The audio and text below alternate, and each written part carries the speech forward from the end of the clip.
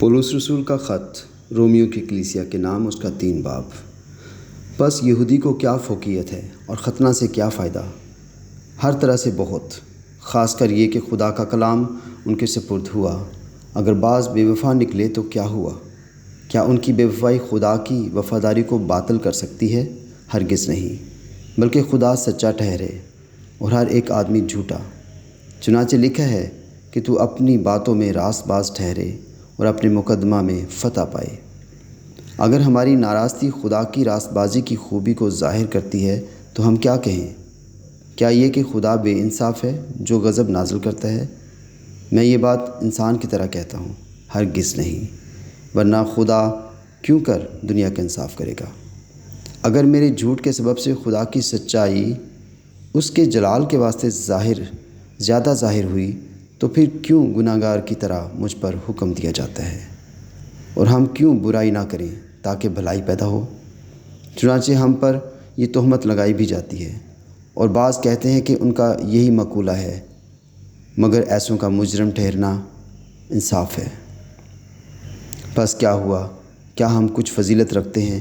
بالکل نہیں، کیونکہ ہم یہودیوں اور یونانیوں دونوں پر پیشتر ہی یہ الزام لگا چکے ہیں کہ وہ سب کے سب گناہ کے ماتحت ہیں۔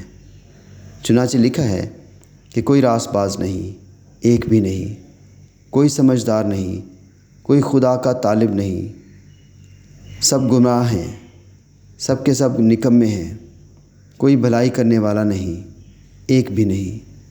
ان کا گلا کھلی ہوئی قبر ہے، انہوں نے اپنی زبانوں سے فریب دیا، ان کے ہونٹوں میں سانپوں کا زہر ہے، ان کا منہ لعنت اور کڑواہٹ سے بھرا ہے، ان کے قدم خون بہانے کے لیے تیز رو ہیں، ان کی راہوں میں تباہی اور بدحالی ہے، اور وہ سلامتی کی راہ سے ناواقف ہوئے، ان کی آنکھوں میں خدا کا خوف نہیں۔ اب ہم جانتے ہیں کہ شریعت جو کچھ کہتی ہے ان سے کہتی ہے جو شریعت کے ماتحت ہیں، تاکہ ہر ایک کا منہ بند ہو جائے اور ساری دنیا خدا کے نزدیک سزا کے لائق ٹھہرے، کیونکہ شریعت کے اعمال سے کوئی بشر اس کے حضور راست باز نہیں ٹھہرے گا، اس لیے کہ شریعت کے وسیلہ سے تو گناہ کی پہچان ہی ہوتی ہے، مگر اب شریعت کے بغیر خدا کی ایک راست بازی ظاہر ہوتی ہے، جس کی گواہی شریعت اور نبیوں سے ہوتی ہے، یعنی خدا کی وہ راست بازی جو یسوع مسیح پر ایمان لانے سے سب ایمان والوں کو حاصل ہوتی ہے، کیونکہ کچھ فرق نہیں، اس لیے کہ سب نے گناہ کیا اور خدا کے جلال سے محروم ہیں، مگر اس کے فضل کے سبب سے اس مخلصی کے وسیلہ سے جو یسوع مسیح میں ہے مفت راست باز ٹھہرائے جاتے ہیں۔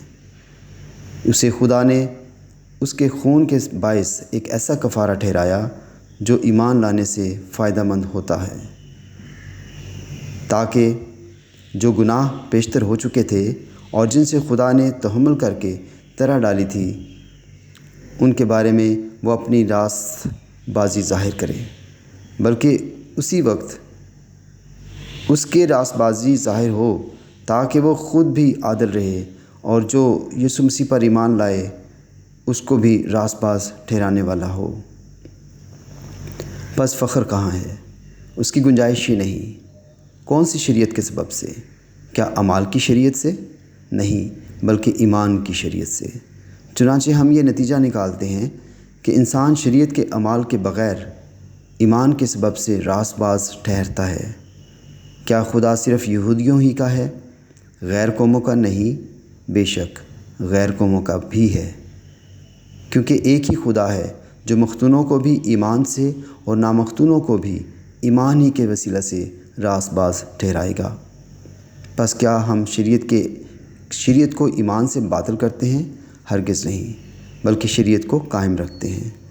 خداوند کے زندہ کلام کے پڑھے، سنے اور قبول کیے جانے پر خداوند کی خاص برکت ہو۔ آمین۔